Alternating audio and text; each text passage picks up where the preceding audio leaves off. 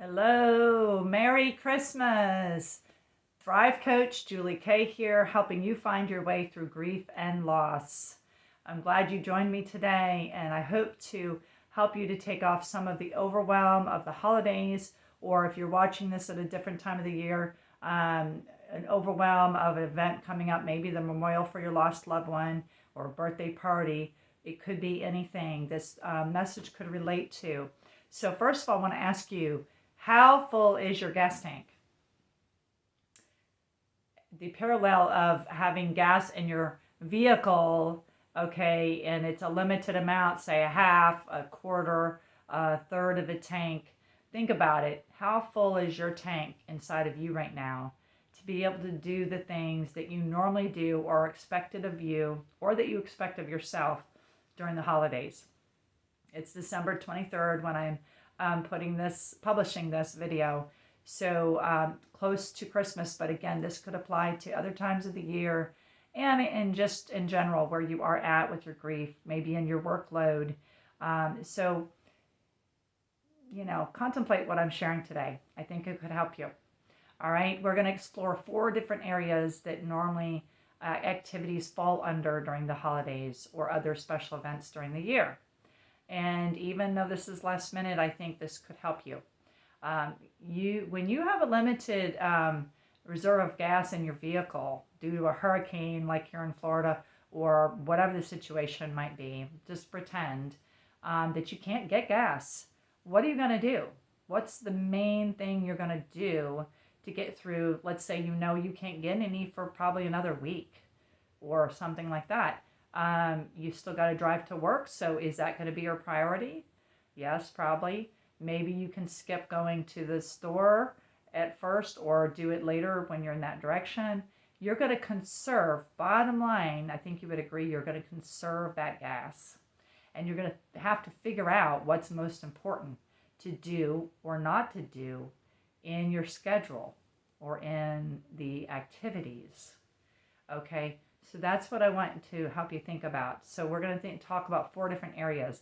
And this comes from Gary Roe's book. I love Gary Roe and just how he writes and his heart. And I have gotten to know him a little bit. He was a part of my summit and been doing his live Zooms. So this is called Surviving the Holidays Without You, Navigating Grief During Special Seasons. So every chapter, very easy read book, great book to get. He had 40% off during the holidays, so I got it for only $5.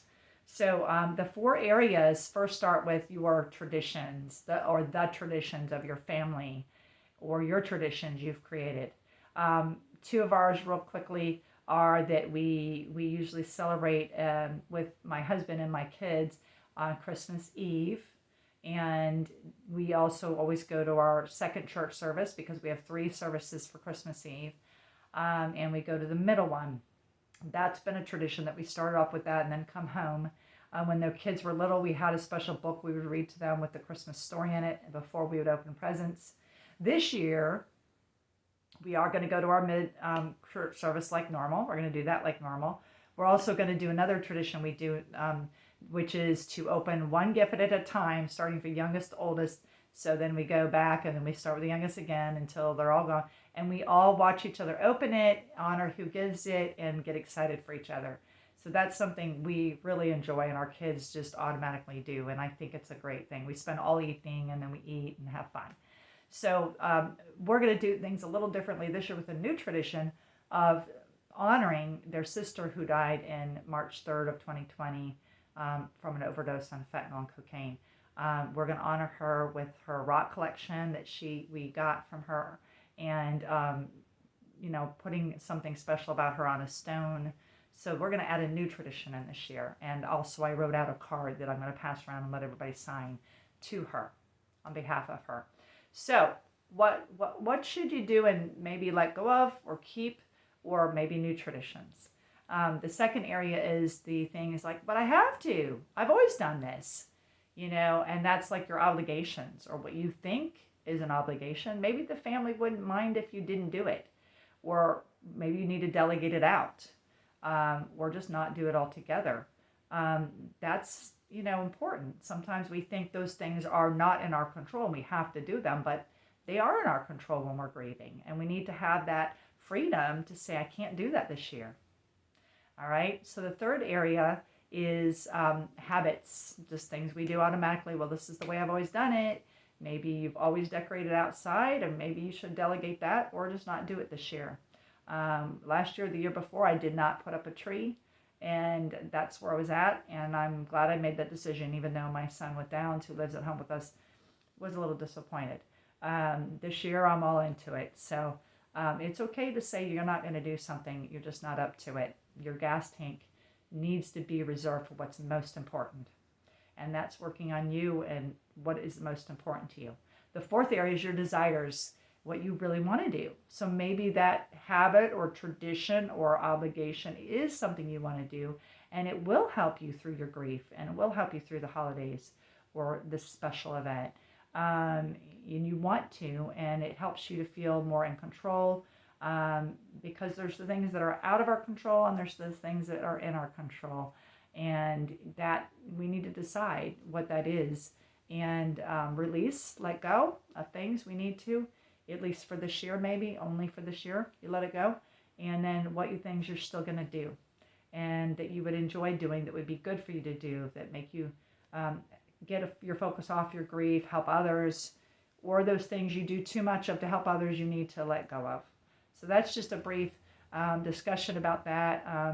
I really hope that you have as best of a day on Christmas Day or Christmas Eve Day. We're doing all of our things on Christmas Eve Day. But on Christmas Day, something I want to do, not just I'm obligated to do because I lead a grief support group, is to go with some people who may not have family or may be getting together the day before like us, and still want to go out and do something on Christmas Day. So we're going to go fellowship and eat at Duff's Restaurant in Clearwater. And I want to do that. I really want to get together with others who don't have that, and celebrate together and fellowship together. And so that's something we're going to do. And if anybody's in this area, they want to join us, let me know. But I'd love your comments on what your traditions are, the ones you have done in the past or want to do for your loved one and honor them this Christmas season or special season. And something you realize you need to just put aside for now, to reserve the gas that you have, that energy that you have, because you have less. Trust me, you do not have 100%. You're functioning at less. So kind of assess where you're at. And that's okay that you have less, and that's typical because grief takes a lot out of you if you didn't know that already. So check out my other videos. Last week I did it on health and well-being and the flu season coming through our area during the holidays, and how to help yourself physically. Check that video out, and plenty of other videos I've done throughout this year. I'm praying about where to go for this new year, but it will definitely be more grief-oriented, but yet apply to anybody, because we all have grief, we all have loss. So I want to again wish you a Merry Christmas and a Happy New Year. 2023, oh my goodness, is upon us. Let me know if there's certain series you'd like me to do, or certain topics you'd like me to address on this channel, because it's all for you. When I share my own life, it's to help you. I hope it helps you, because I want to be authentic, but I also want to help you have hope and empower you to keep going, because you can thrive through anything. You are not created just to survive. You're created to thrive, even through grief and loss. So Julie K, helping you find your way through grief and loss. God bless you, and see you next week. Bye-bye.